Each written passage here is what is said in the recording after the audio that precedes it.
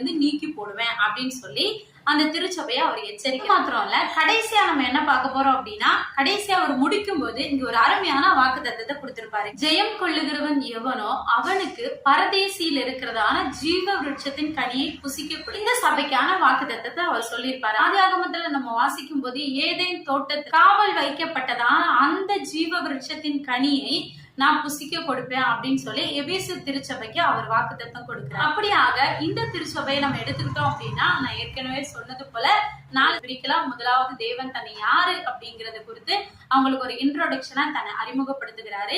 இரண்டாவது அந்த சபையில இருக்கிறவங்க எப்படிப்பட்டவங்களா இருக்கிறாங்க அப்படின்னு சொல்லி அவர்களை புகழ்ந்து ஒரு சில வார்த்தைகளை சொல்வாரு. மூன்றாவதாக அந்த சபையில இருக்கிறவங்க செய்கிறதான தவறை உணர்த்தி அதை கடிந்து கொண்டு ஒரு காரியத்தை சொல்லுவாரு.